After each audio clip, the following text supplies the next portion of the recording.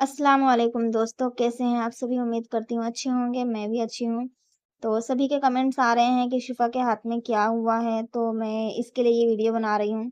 कि शिफ़ा के हाथ में ना शिफ़ा मिट्टी में खेलती है ना, तो उसके हाथ में एलर्जी हो गया था। पहले तो थोड़ा खुजली हो रहा था उसके हाथ में और फिर खुजाते-खुजाते जो है ना, उसके हाथ में बहुत ही ज़्यादा सूजन आ गई थी। तो फिर पता चला कि अंदर जो है ना, फोड़ी हो गई है उसको और वो अंदर से ना पक रही है। 2-3 डॉक्टर को दिखाने के बाद में भी ना आराम नहीं हुआ शिफ़ा को। तो हम लोग यहाँ पर लेकर के आ गए हैं शिफ़ा को हॉस्पिटल में, जहाँ बहुत लाइन लगी हुई थी और बहुत ज़्यादा गर्दी थी और ये हमारे घर से बहुत दूर है और गवर्नमेंट हॉस्पिटल है, इसका नाम जो है ना गोविंद नगर है।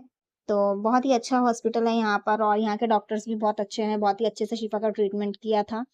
और शिफ़ा लाइन में लगे-लगे ना थक गई थी, तो लेट गई थी वो बेंच पर ही। उसको बैठने की हिम्मत नहीं थी, बहुत ही कमज़ोरी हो गई है उसको, कई दिन से तबीयत ख़राब है उसकी। तो उसके बाद में है ना हम लोग शिफ़ा को लेकर के गए डॉक्टर के पास में, तो डॉक्टर ने उसको चेक किया। तो उसको अभी तो ठंडी पट्टी लगा दी है, बोले इसको पकाना पड़ेगा। अभी वो और जब पकेगा तब अभी उसका मुँह नहीं बना है कि फूटे वो। तो अभी पट्टी कर दिया है और जो मेन डॉक्टर थी वो नहीं आई थी, वो फ्राइडे को आने वाली हैं।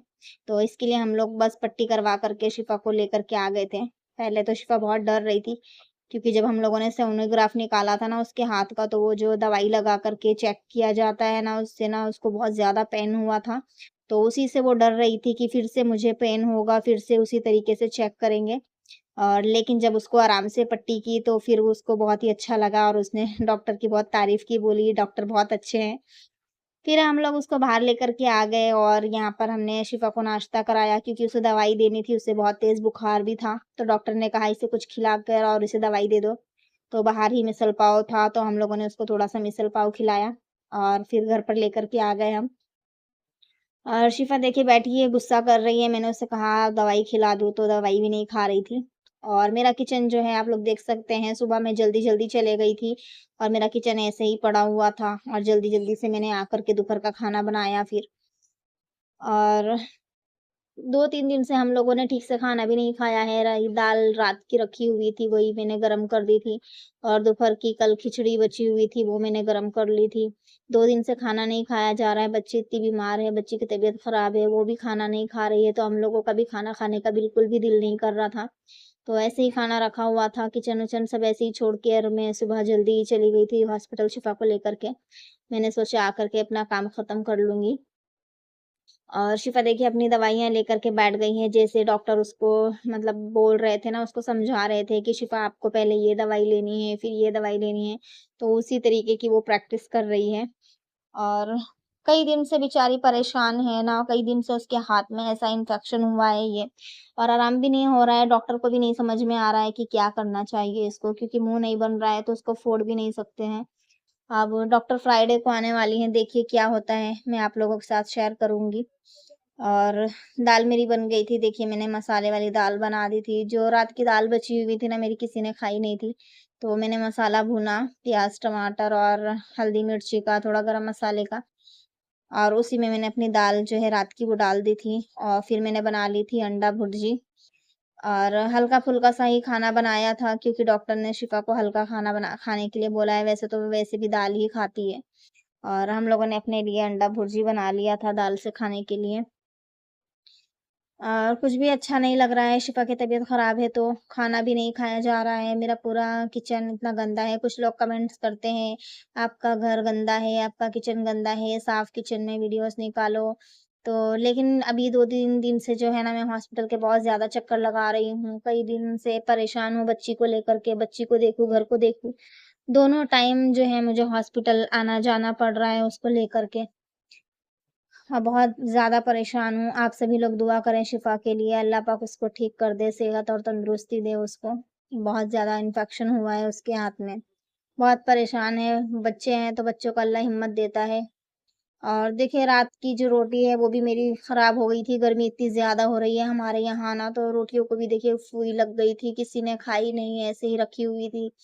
और जब बच्चे बीमार होते हैं ना, तो माँ-बाप का भी खाना खाने का दिल नहीं होता है। आप लोग देख सकते हैं मेरी सारी रोटियाँ जो हैं खराब हो गई थी, खाने का बिल्कुल भी दिल नहीं कर रहा था, 2 दिन से बिल्कुल भी खाना नहीं खाया जा रहा था।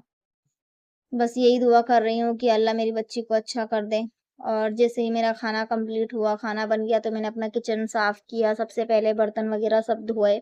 और सुबह पानी भी नहीं भर कर के गई थी क्योंकि सुबह जल्दी चली गई थी, तो मेरी पूरी पानी की बॉटलें वगैरह भी खाली रखी हुई थी, तो बाहर से पानी मँगाना पड़ा पीने के लिए। हमारे यहाँ पानी का भी इतना शॉर्ट है ना, बहुत ज़्यादा। शाम को मैंने बनाए थे आलू बैंगन की सब्ज़ी बनाई थी और बस चावल बना लिए थे और कुछ बनाने का दिल नहीं किया। बस मैंने सोचा यही खा लेंगे।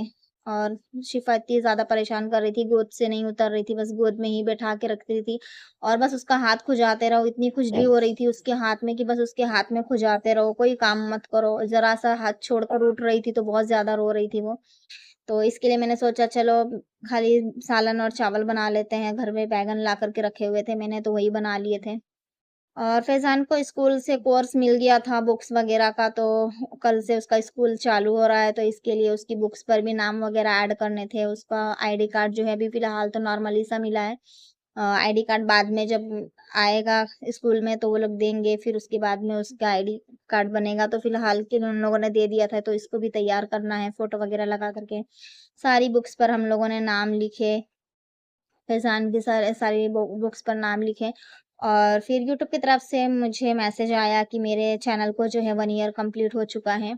तो बहुत अच्छा लगा देख कर के यूट्यूब ने मुझे मैसेज भेजा है 1 ईयर कंप्लीट हो गया है चैनल को। और पता ही नहीं चला वक़्त कैसे गया और अल्लाह का शुक्र है, चलिए जो भी है। और जैसे ही मतलब साल कंप्लीट हुआ तो मेरे चैनल पर देखिए वे आइडेंटिटी वेरीफ़ाई करने के लिए ऑप्शन आ गया, एडसेंस अकाउंट वेरीफ़ाई करने के लिए। और साल के अंदर-अंदर ही मेरा एडसेंस अकाउंट वेरीफ़ाई करने का ऑप्शन आया और $10 कंप्लीट हुए मेरे।